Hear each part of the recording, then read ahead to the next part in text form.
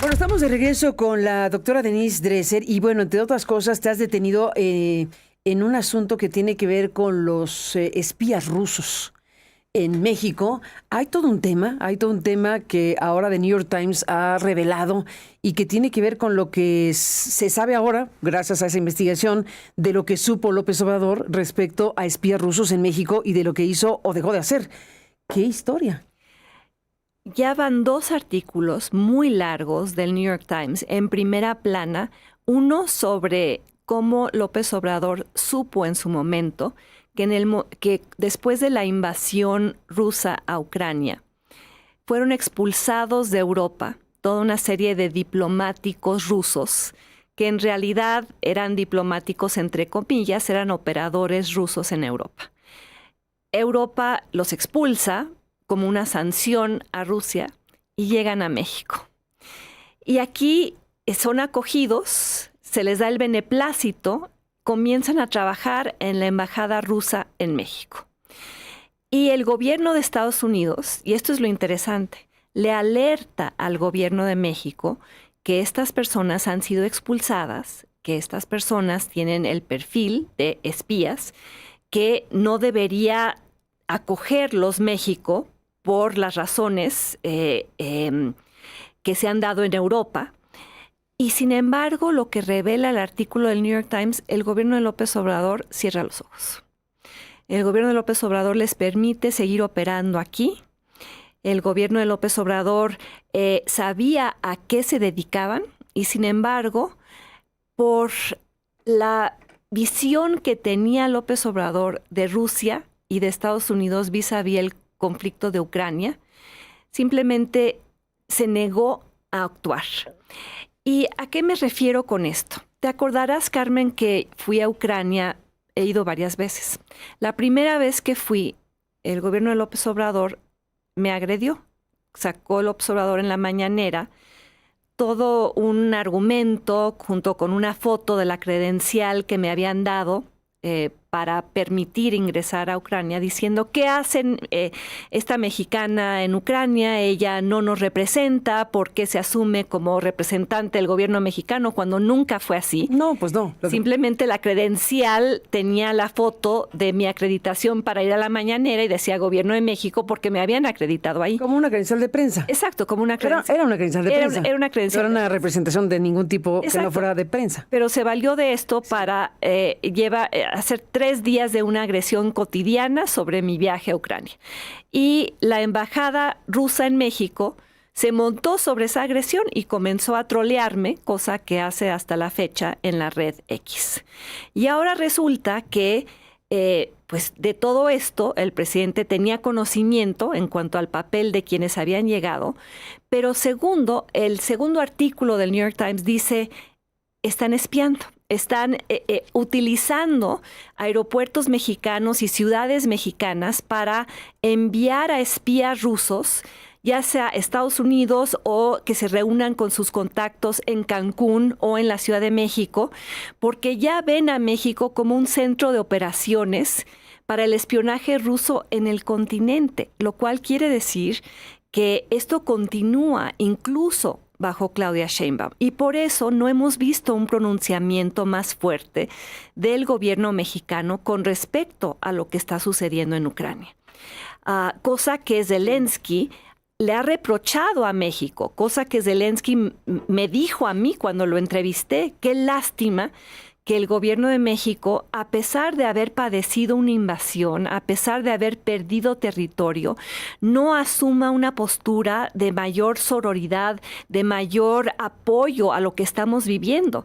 Él me dijo que estaba francamente desilusionado, sobre todo cuando comparaba lo que estaba ocurriendo, el apoyo, por ejemplo, del gobierno de Boric en Chile, el apoyo del gobierno de Argentina, el apoyo del gobierno de Brasil, de Colombia, etcétera.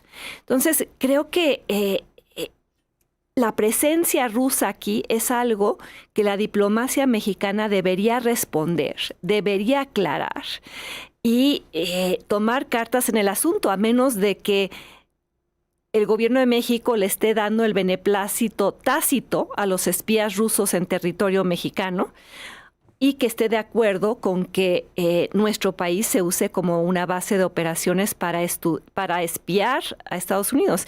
Y esto nos lo van a reclamar a la hora de la renegociación del TEMEC, a la hora en la que se van a poner sobre la mesa todas las cartas que Estados Unidos va a querer jugar y que nos vuelven vulnerables en una negociación donde va a haber temas políticos y no solo comerciales. Temas que tienen que ver con la reforma judicial, con la pérdida de la regulación autónoma, con el hecho de que la COFECE sea ahora incorporada a la Secretaría de Economía, tiene un presupuesto mínimo, etcétera. Todo eso va a estar en la mesa y el que México permita estas actividades por parte del gobierno ruso debería ser cuando menos cuestionable. Y segundo, creo que el gobierno mexicano debería rendir cuentas por ello y explicar en qué le beneficia a México esta proximidad, esta cercanía con Rusia. El New York Times especulaba, la reportera decía que mucho tenía que ver con cómo la vieja izquierda seguía viendo a Estados Unidos como la verdadera potencia imperial, la verdadera potencia agresora, y cómo se seguía viendo a Rusia como una alternativa para la izquierda latinoamericana. Dado lo que es Putin hoy y lo que ha sido Putin históricamente, un dictador y alguien que invadió unilateralmente a Ucrania, problema que hasta la fecha no se ha resuelto, y hoy continúan los bombardeos y las intervenciones militares cada vez de forma más cruenta en Ucrania. Y el gobierno de México sigue en esta posición de neutralidad, que en las condiciones actuales es una neutralidad que acaba beneficiando a Rusia. Y los reportajes del New York Times nos explican por qué. Fíjate que te escucho con lo del New York Times y me gustaría traer a cuento lo que se publicó hace pocos días. Fact Chequeando es una organización muy importante, reconocida a nivel internacional. Fact Chequeando, con el apoyo del programa Disarming Disinformation del International Center for Journalists, que es otra organización muy importante de periodistas de investigación, en colaboración con Periodistas de México, presentó un reportaje de investigación hace algunos días que se tituló La lavadora de Putin. La lavadora de Putin. Y es una investigación transfronteriza que documenta cómo el Club de Periodistas de México se ha convertido, leo, en un nodo clave para amplificar propaganda rusa, premiar a desinformadores internacionales y dar espacio a operaciones que benefician al Kremlin. Lo estamos viendo en la pantalla, este reportaje de Fact Chequeando.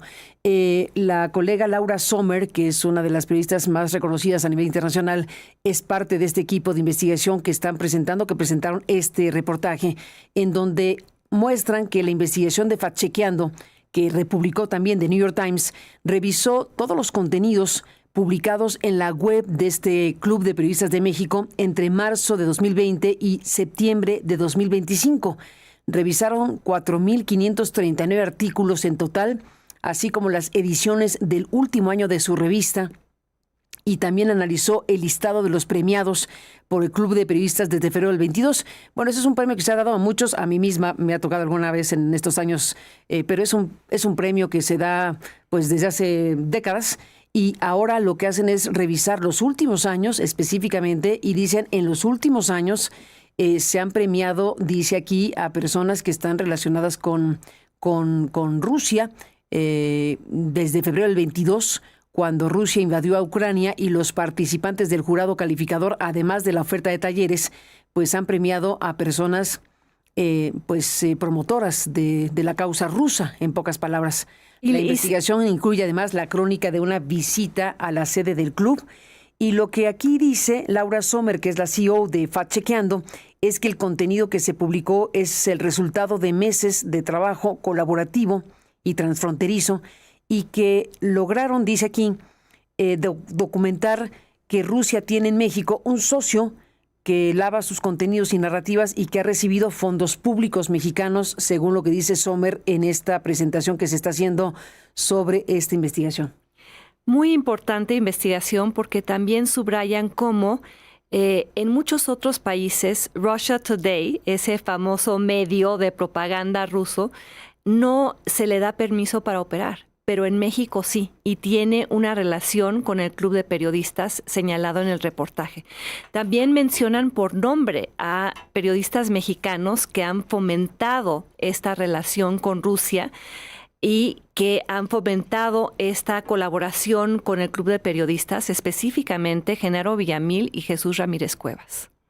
Pues ahí está esta otra investigación que también es importante y que tiene alcance internacional y que nos habla pues de Rusia en México, por decirlo en una frase. Rusia en México y Rusia en América Latina, intentando ser una potencia que influya en lo que es una especie de nueva guerra fría.